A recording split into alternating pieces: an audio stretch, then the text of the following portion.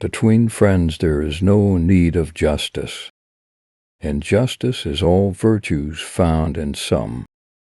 Justice, therefore, demands that no one should do more ruling than being ruled, but that all should have their turn.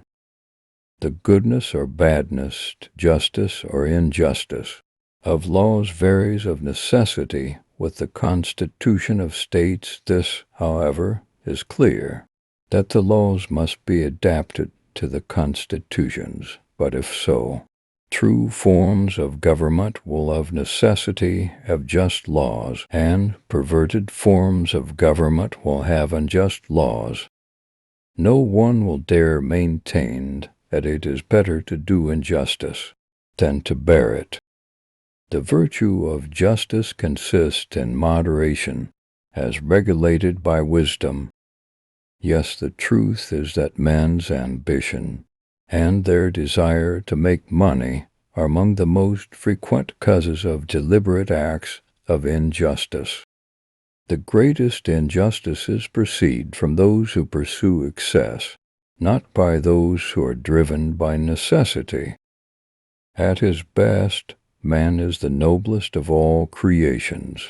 Separated from law and justice, he is the worst. The weak are always anxious for justice and equality. The strong pay no heed to either. Men engage in factional conflict through fear, both when they have committed injustice and are frightened of paying the penalty, and when they are about to suffer injustice and wish to forestall it. The political good is justice, and this is the common advantage. No democracy can exist unless each of its citizens is as capable of outrage at injustice to another as he is of outrage at injustice to himself. Equity is that idea of justice which contravenes the written law. Man perfected by society is the best of all animals. He is the most terrible of all when he lives without law and without justice. Injustice results as much from treating unequals equally as from treating equals unequally. Justice is that virtue of the soul which is distributive according to desert.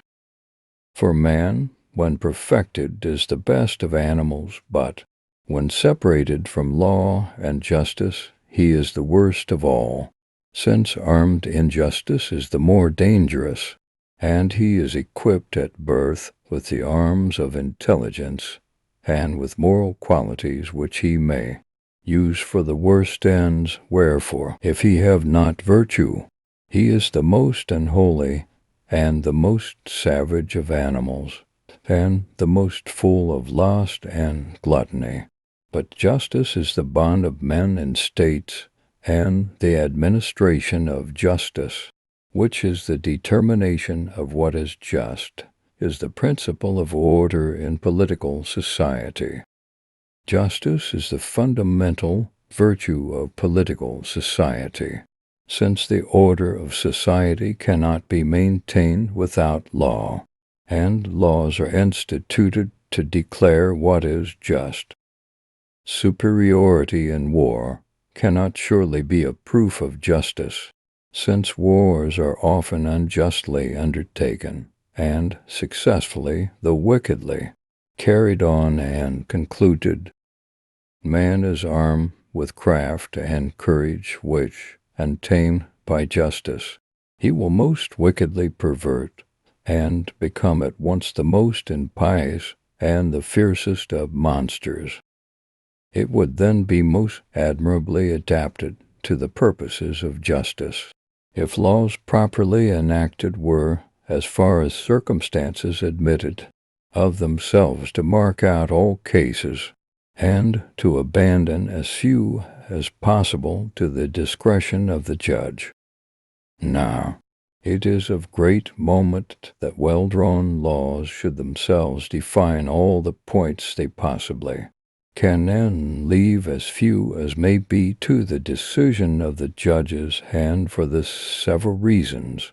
First, to find one man or a few men who are sensible persons and capable of legislating and administering justice is easier than to find a large number. Next, laws are made after long consideration, whereas decisions in the courts are given at short notice, which makes it hard for those who try the case to satisfy the claims of justice and expediency. Wickedness and injustice are intentional, for as man is the best of all creations, when he has reached his full development, so he is worst of all when divorced from law and justice.